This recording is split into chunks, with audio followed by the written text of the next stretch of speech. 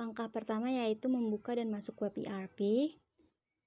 Untuk membuat kriteria produk, klik menu setup, pilih inventory categories maintenance. Di sini saya menggunakan produk lampu belajar. Yang pertama dilakukan yaitu isi kategori kode dengan kode yang telah ditentukan. Selanjutnya itu kategori description. Di sini itu yang pertama lampu belajar.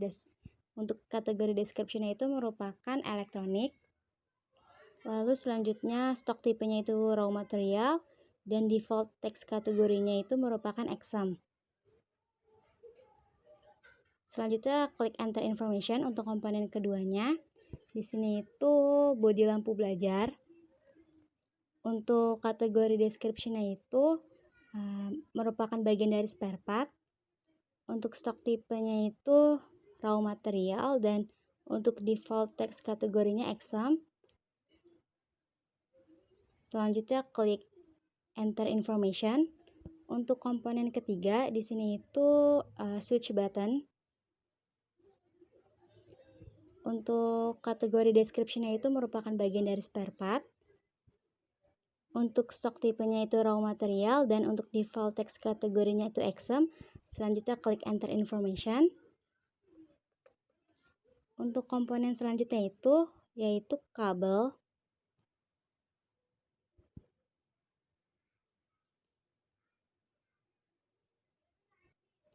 Untuk kategori description-nya itu merupakan spare part dan isi stok tipenya raw material dan default text kategorinya exam.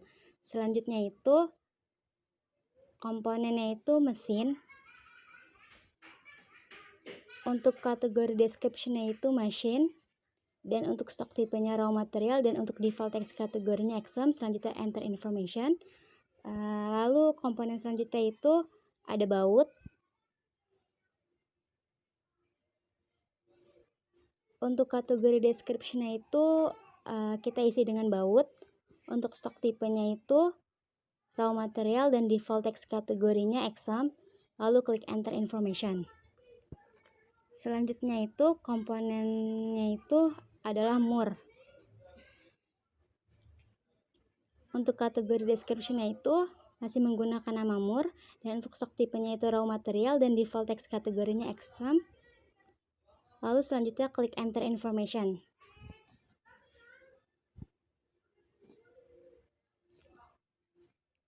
Lalu selanjutnya kita cari komponen yang telah diinput untuk memastikan bahwa sudah berhasil atau tidak diinput.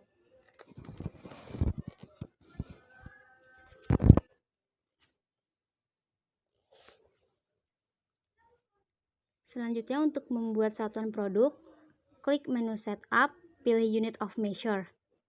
Di sini saya menggunakan satuan berupa pieces.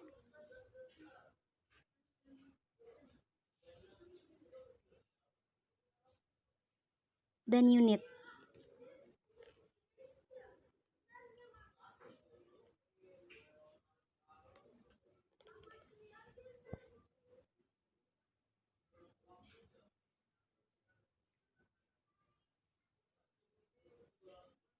Selanjutnya untuk pembuatan mata uang, klik menu setup, pilih currencies maintenance.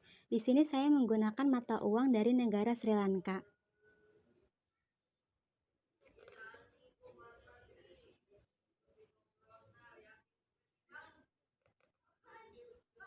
Isi currency dengan Sri Lanka dan country-nya di sini itu saya isi dengan Sri Lanka. Dan untuk hundreds name-nya itu di sini saya isi rupiah. Dan untuk isi decimal place to display-nya di sini saya isi angka 0. Lalu selanjutnya klik enter information.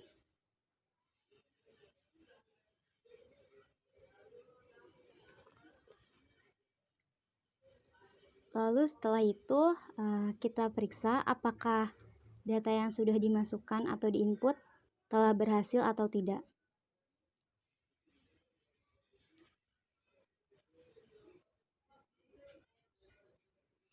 Dan ternyata sudah berhasil.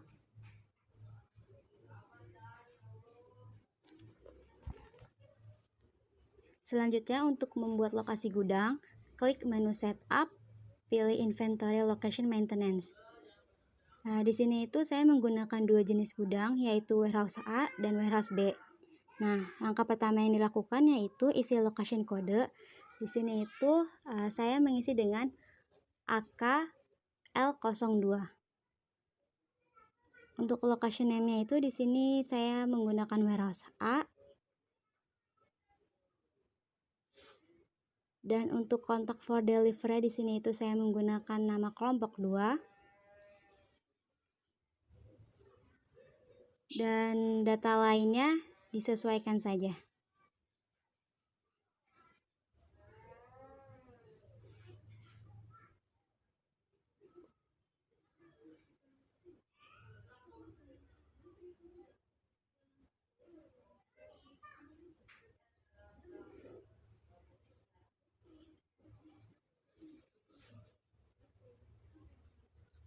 Lalu setelah itu isi country dengan Indonesia.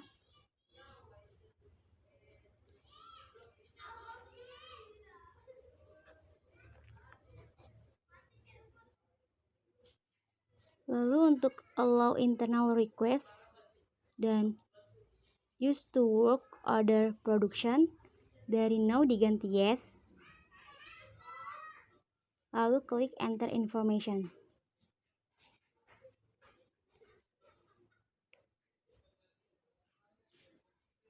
Setelah itu kita lihat di bagian atasnya untuk memeriksa apakah data yang telah kita input atau masukkan sudah berhasil atau tidak, dan ternyata sudah berhasil untuk warehouse A-nya.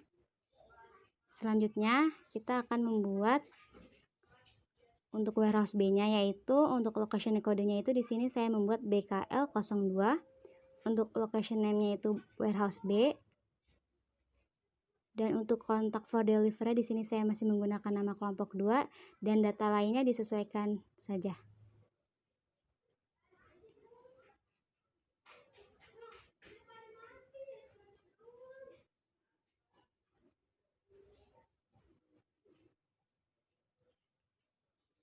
Lalu setelah itu isi country dengan Indonesia.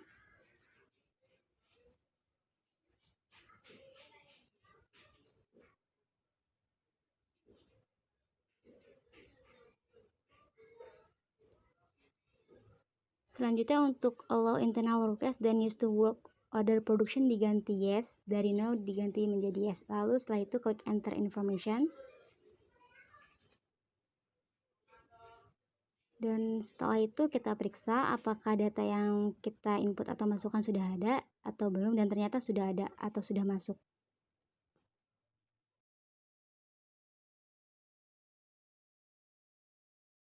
Cara membuat supplier, yang pertama klik suppliers di pojok kanan, lalu add a new supplier, lalu isi data supplier, masukkan kode supplier sesuai nama kelompok atau yang telah disepakati oleh kelompok masing-masing. Beri nama supplier yang telah disepakati oleh kelompok masing-masing. Terus selanjutnya isi alamat supplier. Di sini saya mengisi pada supplier pertama dengan kode KL02 SPLAA, nama suppliernya PT Kelompok 2 yang beralamat di Jalan Duren Sawit nomor 331. Lalu isi kotanya berada di mana. Di sini saya mengisi kota Jakarta Barat dan provinsi Jakarta, seperti itu. Nah, berikut sudah terisi alamat supplier dan kode serta nama supplier. Setelah itu isi nomor telepon supplier dan setelah sudah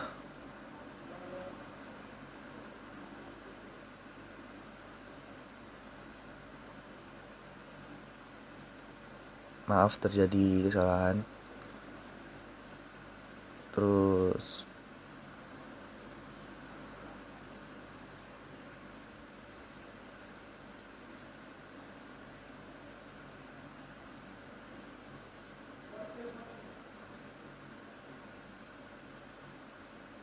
next sudah, lalu klik insert new supplier.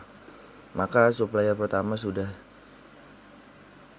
masuk atau sudah terinput pada data. Selanjutnya kita input supplier kedua, yaitu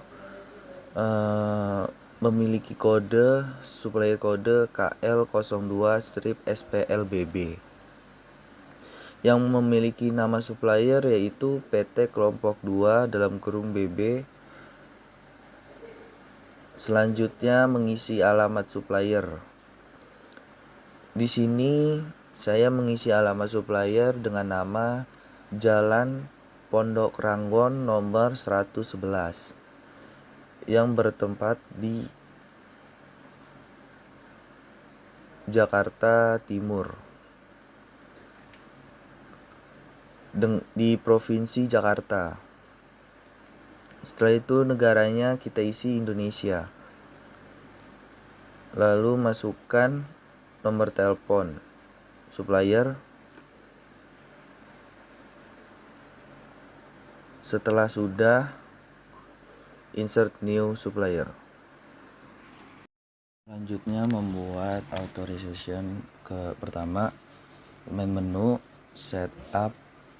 Setelah itu ke set purchase authorization level. Setelah itu kita ke bawah mengisi data-data dengan menggunakan user ID yang digunakan yaitu A105. Milih mata uang Indonesia rupiah. Kita checklist dua-duanya. Setelah itu isi user can authorize orders sebesar 100 juta. Setelah itu enter. Nah, di sini saya mengalami kegagalan atau error. Kenapa? Karena sebelumnya saya sudah mengakses atau menginput authorization tersebut. Jadi tidak bisa dilakukannya secara double seperti itu. Selanjutnya membuat item master data. Yang pertama klik items, lalu insert new items. Nah, di sini banyak bagian-bagian yang harus diisi. Yang pertama yaitu item code. Item code pada part pertama adalah KL02-BLB. Nama partnya itu body lampu belajar Key 2 power 8901. Setelah mengisi nama komponen atau nama part, isi deskripsi part. Pada bodi lampu belajar ini terbuat dari plastik yang memiliki lengkungan yang menampakkan kemewahan pada produk lampu belajar ini dan bersifat ringan. Nah, setelah mengisi description part, isi kategori. Isi kategori di sini yaitu spare part. Dan pilih unit of measure yaitu unit. Untuk assembly kit kita gunakan atau kita pilih purchase. Setelah mengisi, pilih tagsnya, tags kategori. Pada tags kategori ini kita ganti atau kita pilih yaitu XM. Lalu klik insert new item.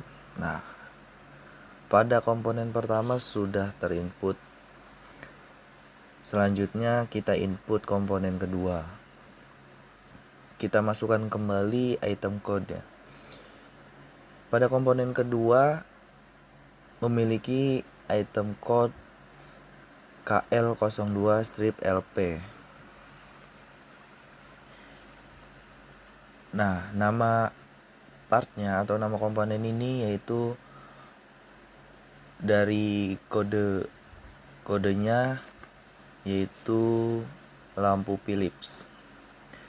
Setelah itu isi part description.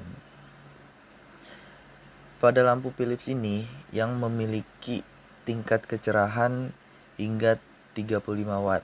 Lalu pilih kategori yaitu elektronik dan isi ohmnya atau unit of measure-nya, lalu insert. Nah, pada ohmnya itu menggunakan unit,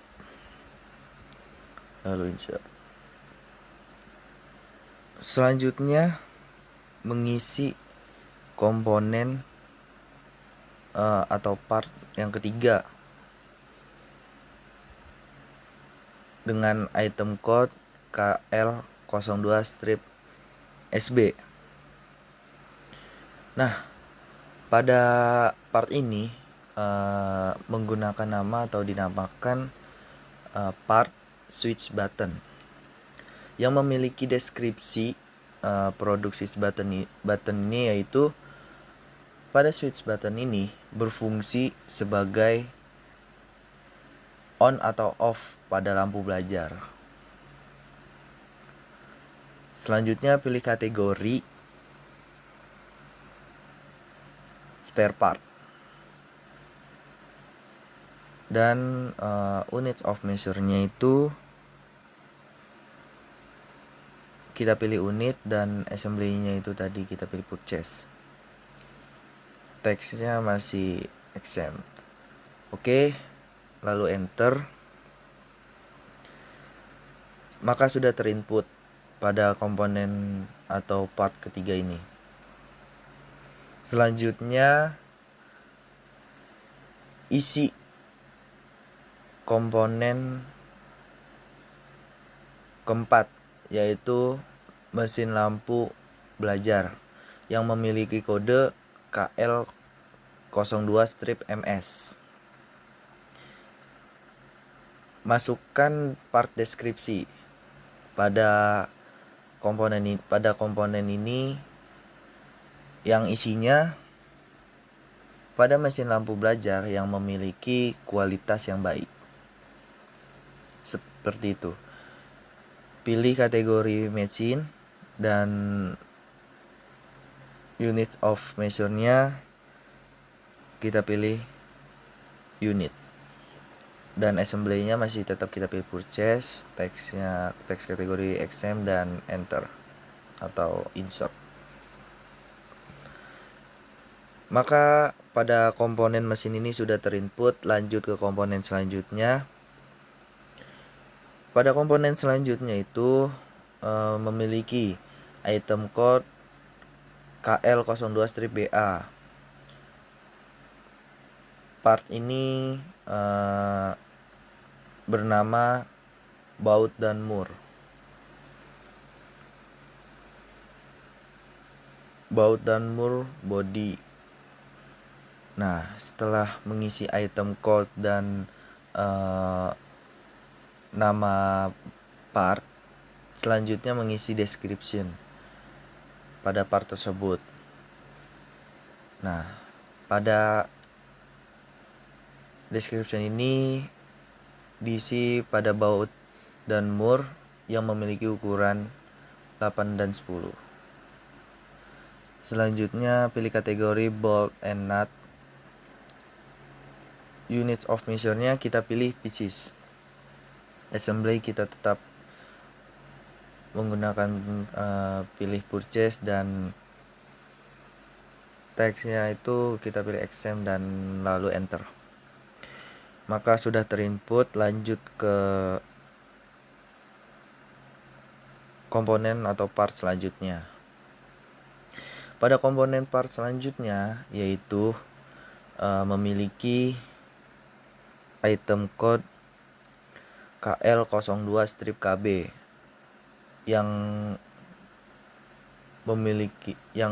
memiliki nama item atau nama part yaitu kabel lampu belajar. Setelah itu isi description part.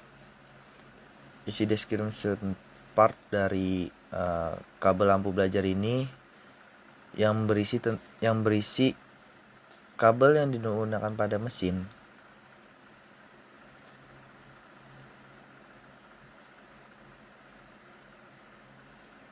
lalu pilih kategori yaitu kabel.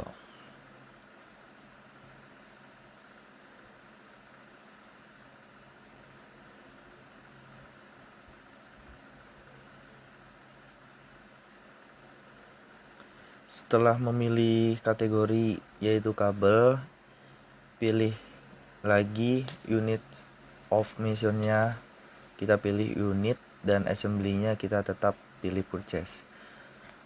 Dan teks kategori tetap XM. Lalu insert. Maka komponen sudah terinput pada data. Selanjutnya kita masuk ke komponen lampu belajar Q2 Power 8901 yang memiliki kode KL02-LB. Nah, setelah mengisi item code dan nama part, selanjutnya kita mengisi part description. Nah, pada part description dari lampu belajar ini, lampu belajar Q2 Power 8901 yang berisi tentang lampu belajar yang memiliki hemat energi dengan tingkat kecerahan hingga 35 watt. Setelah itu kita pilih kategorinya elektronik. Untuk units of measure-nya kita pilih unit. Assembly kita pilih manufactured. Lalu teksnya tetap XM dan insert new item.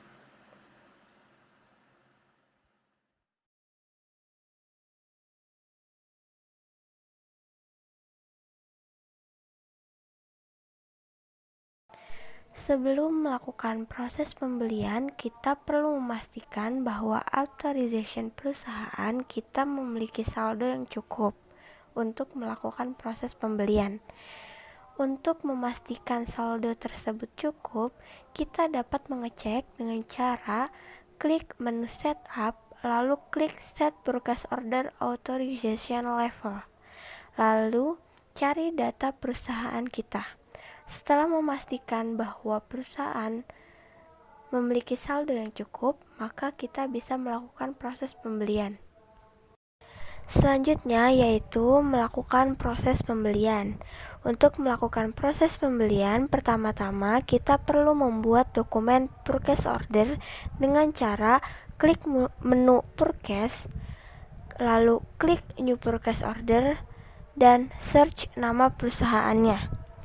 Setelah itu akan muncul tampilan order invitation detail. Pada form tersebut, pilih warehouse yang akan digunakan sebagai tempat penerimaan barang yang akan dibeli. Jika sudah melakukan pemilihan tempat penerimaan barang, maka akan muncul data-data dari warehouse tersebut dan klik enter line item. Proses selanjutnya yaitu search stock item dengan cara melakukan kode barang pada kolom enter extract of the stock code dan uncheck list kolom only item defined as from the supplier.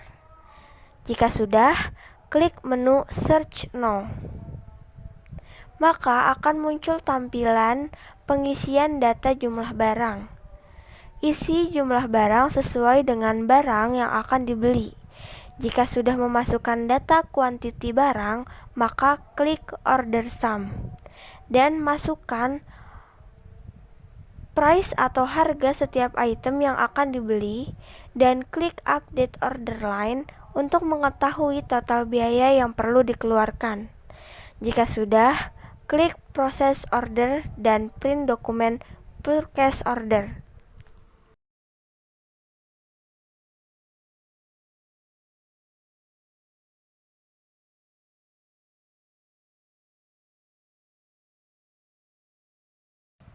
Jika sudah melakukan proses pembelian, selanjutnya kita perlu melakukan proses penerimaan barang ke gudang.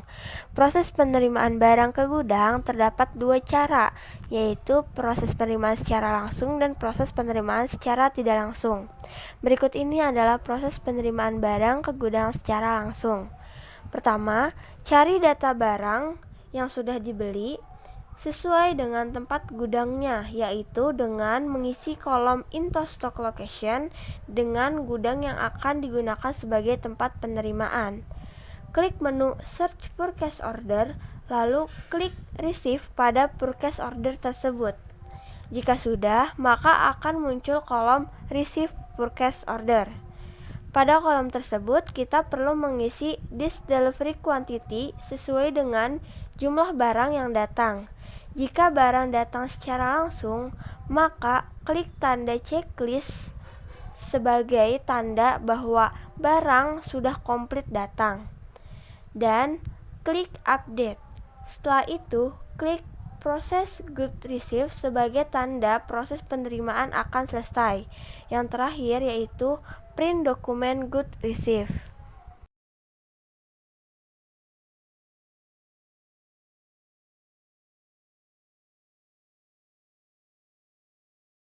Yang kedua yaitu proses penerimaan secara tidak langsung. Pada proses penerimaan ini, barang yang dibeli akan datang secara berangsur-angsur. Pertama, cari data barang yang sudah dibeli sesuai dengan tempat gudangnya, yaitu dengan isi kolom into stock location dengan gudang yang akan digunakan sebagai tempat penerimaan. Lalu, klik menu search purchase order dan klik receive pada purchase order tersebut. Jika sudah, maka akan muncul kolom receive purchase order. Pada kolom tersebut, kita perlu mengisi this delivery quantity sesuai dengan jumlah barang yang datang. Dikarenakan pada proses yang kedua ini, proses penerimaannya secara tidak langsung, maka di sini saya mengisi data baut sebanyak 25 dari jumlah pemesanannya yaitu 30. Tetapi pada barang kabel dan mesin, penerimaannya di sini sudah komplit. Dengan itu saya melakukan checklist pada kolom komponen kabel dan mesin. Jika sudah, klik update. Setelah itu, klik proses good receive sebagai tanda proses penerimaan. Dan yang terakhir, print dokumen good receive.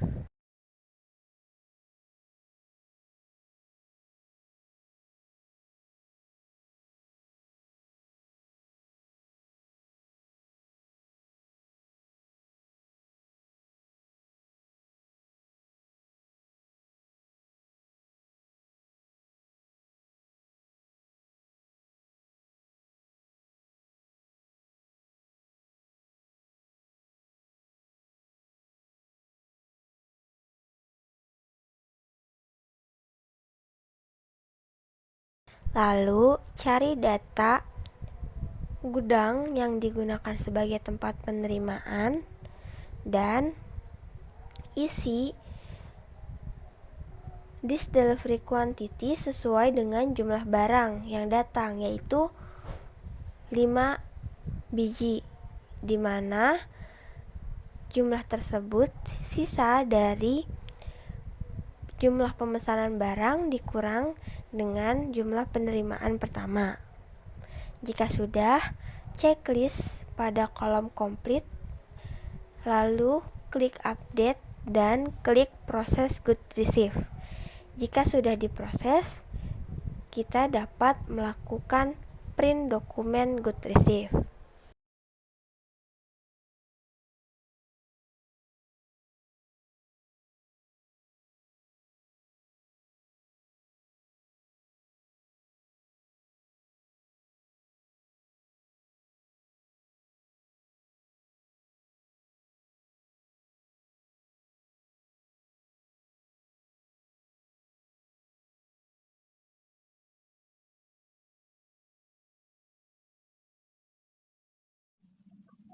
Baik, di sini saya akan melakukan tutorial mengenai adjustment stock atau penambahan stok pada suatu barang atau suatu produk. Nah, sebelum melakukan adjustment stock, kita terlebih dahulu harus mengetahui atau melihat stok awal dari produk tersebut. Nah, yang pertama kita klik item, kemudian kita cari produk yang nanti kita akan adjustment stock tersebut, atau yang produk yang kita akan tambahkan stoknya.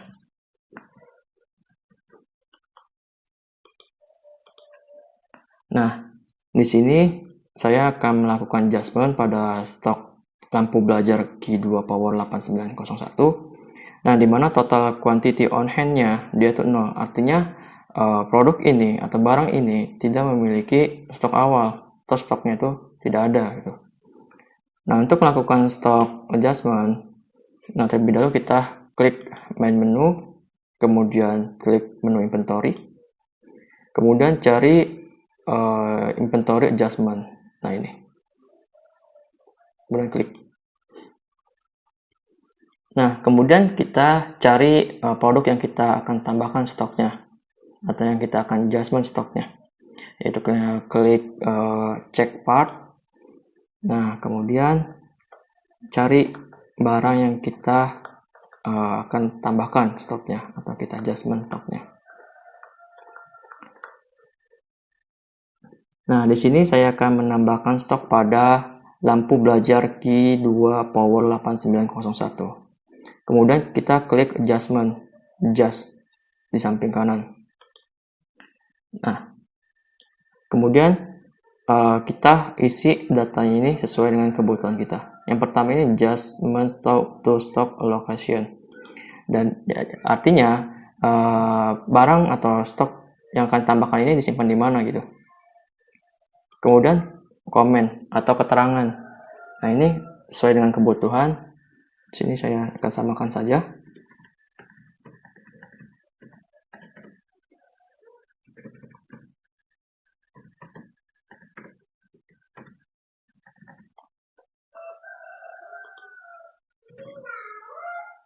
Nah, kemudian adjustment quantity atau berapa jumlah yang akan ditambahkan barang tersebut.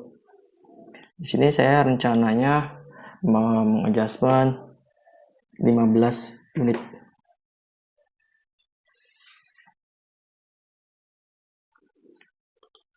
Kemudian kita klik enter stock adjustment. Nah, kalau sekira datanya sudah sesuai atau sudah dengan kebutuhan, maka kita klik adjustment stoknya ya.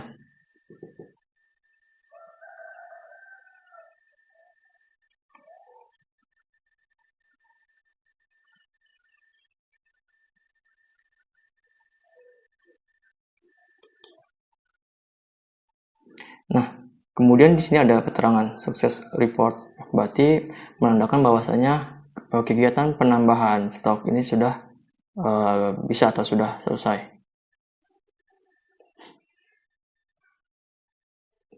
Kemudian selanjutnya melakukan proses produksi atau manufaktur.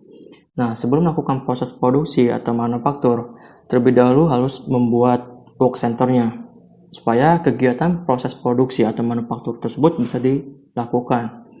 Nah, caranya pertama klik main menu, kemudian pilih menu manufacturing. Selanjutnya pilih Work Center. Nah, sudah ada tampilan Work Center-nya. Kemudian Work Center Code sama Work Center Description ini diisi sesuai dengan kebutuhan.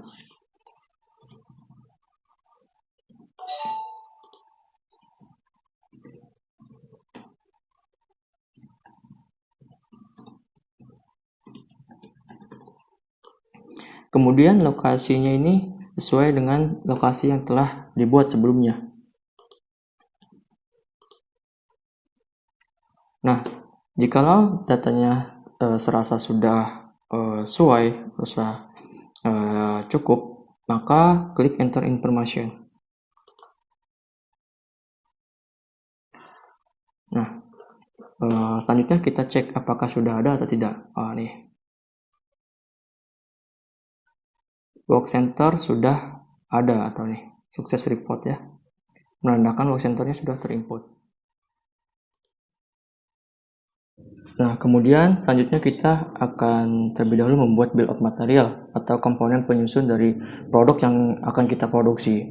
Nah, caranya itu pertama klik main menu, kemudian klik menu manufacturing, selanjutnya klik bill of material atau BOM. Nah, selanjutnya kita cari produk yang akan kita produksi.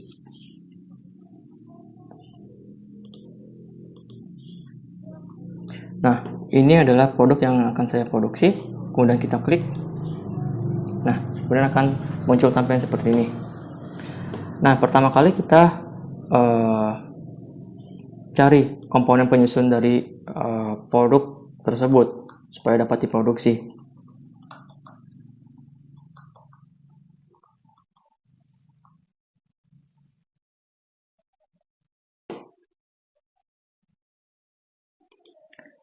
Nah, kemudian sequency in BOM ini dapat disamakan atau dapat diartikan ini level dari materialnya. Nah, kemudian jangan lupa pilih lokasi yang telah kita buat sebelumnya. Nah, ini juga pilih work center yang telah kita buat pada sebelumnya juga. Nah, quantity artinya ini jumlah komponennya itu berapa untuk membuat produk tersebut gitu. Nah, sini jumlah komponennya 1. Nah, kalau serasa datanya sudah sesuai dengan kebutuhan, maka kita tinggal klik Enter Information. Nah, kemudian akan muncul seperti ini. Ulangi hal tersebut sampai komponen penyusunnya ini terinput semua.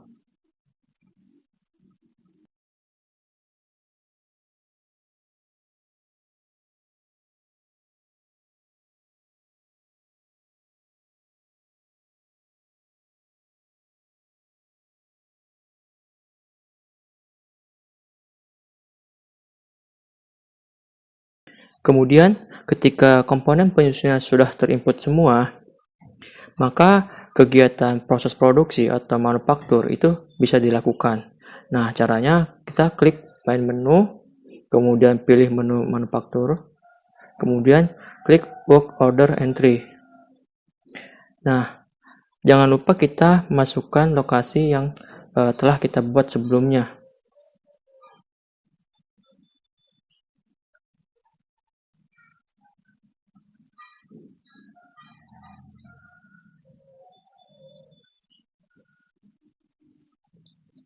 Nah, kemudian kita cari produk yang kita akan produksi.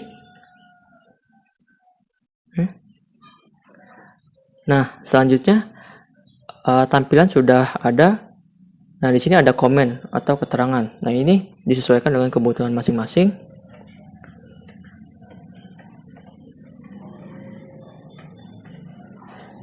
Nah, di sini ada jumlah produk yang akan kita produksi. Nah, di sini saya akan memproduksi jumlah unitnya itu 3 unit. Nah, kemudian kita klik update.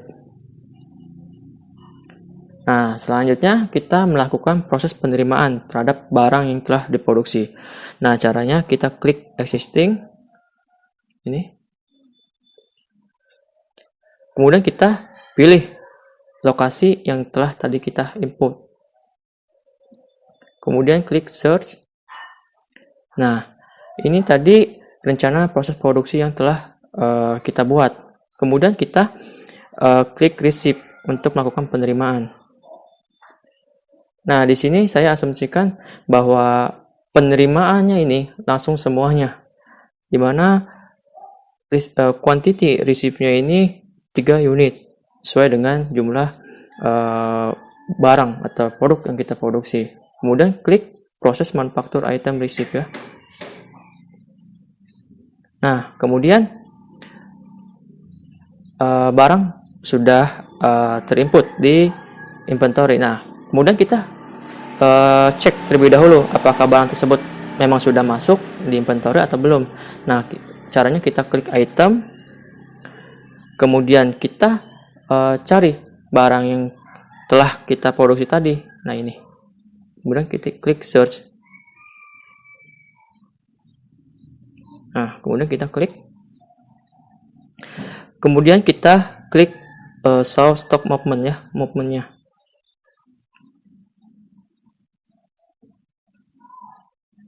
Nah, jangan lupa kita rubah lagi ke lokasi yang telah diinput tadi.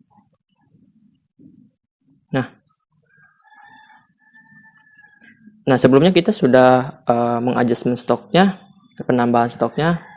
Nah, tadi juga kita sudah melakukan proses produksi. Nah, ini ada order receipt-nya, di mana kuantitinya 3 unit. Jadi totalnya ini, total stoknya ada 18 unit. Gitu.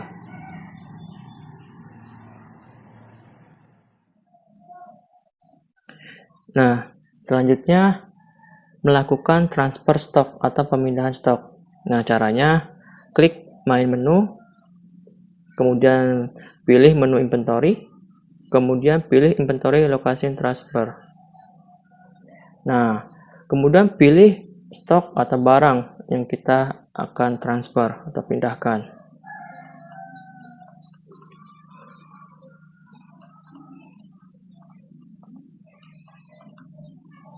Nah, di sini saya akan memindahkan produk atau barang lampu belajar Q2 Power 8901.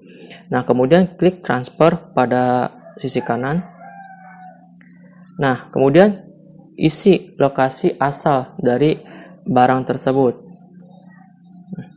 Kemudian isi lokasi tujuan dari barang tersebut yang akan dipindahkan.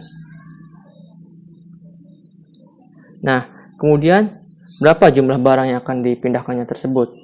Nah, di sini saya akan memindahkan seluruh jumlah barang tersebut.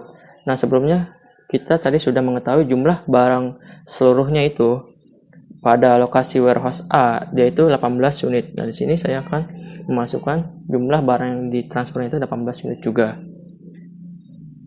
Nah, setelah datanya serasa cukup atau sesuai dengan kebutuhan, maka kita klik enter stock transfer. Nah, kemudian kita bisa print transfer note ya.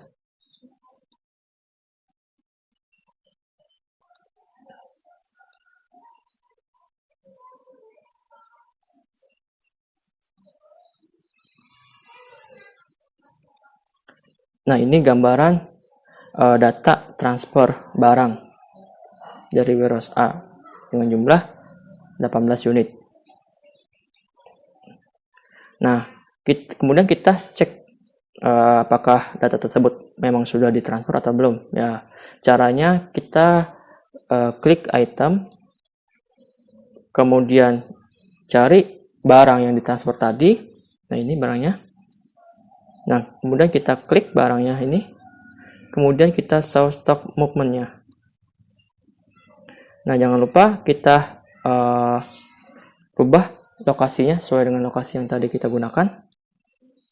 Nah, di sini location transfer quantity 18 unit, sehingga jumlah stok pada lokasi warehouse A ini sekarang 0 atau tidak ada inventory atau tidak ada stok untuk barang lampu belajar Q2 Power 890 ini.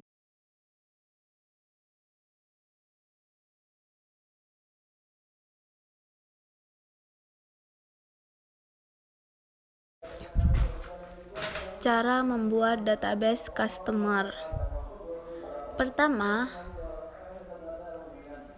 klik setup, kemudian klik sales type, masukkan tipe kode kalian dan sales type name kalian, kemudian setujui. Kemudian kembali ke main menu,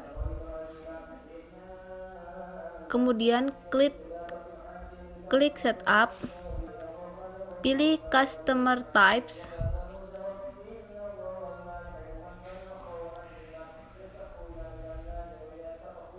cek data kalian di tipe name kalian, kemudian setujui, kembali ke main menu,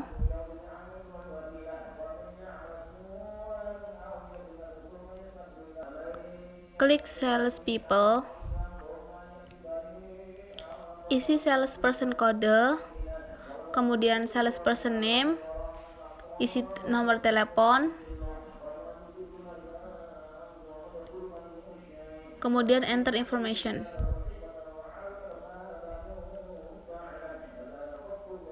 Setelah dicek ada, kembali ke main menu,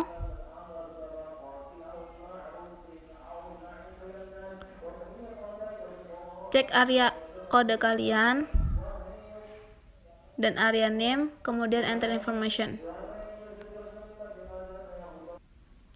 Cara melakukan penjualan produk kalian yaitu klik items, kemudian isi stok kode kalian, kemudian search now, klik kode kalian, kemudian klik modify item details, isi item maintenance kalian, kemudian klik items dan pilih maintenance standard cost, isi harga per unit barang kalian, kemudian update. Klik my menu, kemudian klik sales, pilih new sales order or quantitation, add new customer, isi data sesuai dengan data kalian, kemudian add new customer, kemudian add brands, isi brand kontak kalian, kemudian ganti sales area,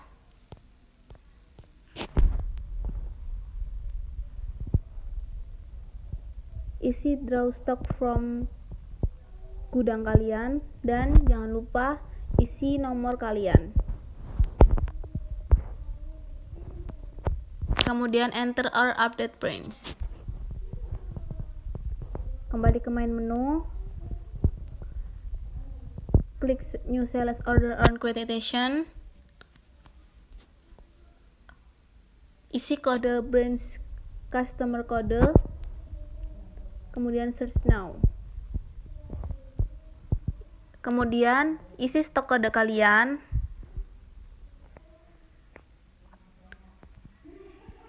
kemudian search now, dan isi berapa barang yang akan kalian jual. Kemudian tentukan harga per unit harga kalian, kemudian calculate dan enter delivery details and confirm order.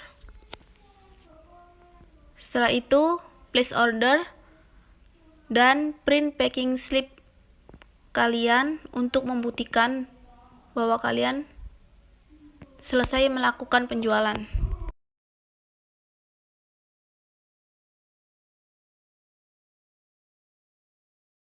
Baik, di sini saya akan menjelaskan mengenai modul receivable atau piutang pada menu transaction terkait penggunaannya. Nah, seperti yang kita ketahui bahwa terdapat beberapa option pilihan. Nah, yang pertama ada select order to invoice, maksudnya memilih atau menentukan pesanan yang telah dibuat untuk mengetahui besaran jumlah tagihan yang harus dibayar oleh customer yang bersangkutan. Nah, maksud dari order atau pesanan di sini itu berdasarkan sales order atau pesanan penjualan yang telah dibuat sebelumnya atau yang telah dibuat pada video sebelumnya gitu. Nah, agar lebih jelas di sini saya akan menampilkan sales order to invoice-nya. Nah, di sini udah ada tampilannya. Kemudian kita masukkan order number atau number sales order yang telah kita buat sebelumnya. Nah, sini. Kemudian klik search. Nah, di sini ada sales order yang telah kita buat pada sebelumnya. Di mana customernya ini PT Customer A2K2 dengan total ongkos pesannya ini Rp2.160.000. Nah, di sini juga kita dapat mengetahui nih rincian dari ongkos total pesannya tersebut. Nah, kita tinggal klik invoice atau rincian invoice-nya atau rincian tagihannya. Nah, di sini PT Customer A2K2 ini memesan lampu belajar Q2 Power 8901 dengan jumlah 18 unit dengan harga satuan unitnya itu Rp120.000, sehingga dapat diketahui ongkos total pesanannya ini sebesar Rp2.160.000. Kemudian option yang kedua ini ada create credit note. Maksudnya membuat dokumen ketika terdapat barang yang dikembalikan, baik itu produk atau barang maupun hal lainnya dari customer ke perusahaan gitu. Nah, agar lebih jelasnya di sini saya akan tampilkan tampilannya. Nah, kemudian kita cari customer yang bersangkutan atau customer yang mengembalikan barang atau produk tersebut. Misalnya di sini customer yang bersangkutannya ini. Kemudian kita cari produk yang dikembalikannya tersebut. Kemudian kita search part. Nah, kemudian stop kode. Kemudian cari produk yang bersangkutannya tersebut atau produk atau barang yang dikembalikannya. Kemudian kita search no. Nah, di sini udah ada tampilannya. Kemudian ini ada quantity, artinya ini ada jumlah barang lampu belajar Q2 Power 8901 itu berapa yang dikembalikannya ke perusahaannya. Kemudian berapa harga dari lampu belajar tersebut.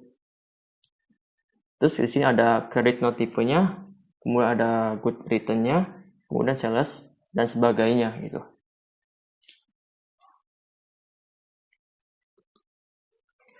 Kemudian option yang ketiga ini enter receipt. Artinya ini terkait dengan alat atau media yang digunakan untuk melakukan penerimaan tagihan dari customer gitu. Nah, agar lebih jelasnya di sini saya akan menampilkan tampilannya. Nah, di sini ada bank account atau akun bank. Artinya pembayaran tagihan yang dilakukan customer kepada perusahaan ini akan melalui media atau alat bank seperti BRI kah, Mandiri kah, atau sebagainya gitu. Kemudian option yang keempat ini terkait allocation receipt or credit note. Artinya ini terkait dengan penerimaan tagihan berdasarkan piutang atau mengurangi piutang dikarenakan adanya barang yang dikembalikan oleh customer ke perusahaan gitu. Nah, ini adalah gambaran secara singkatnya.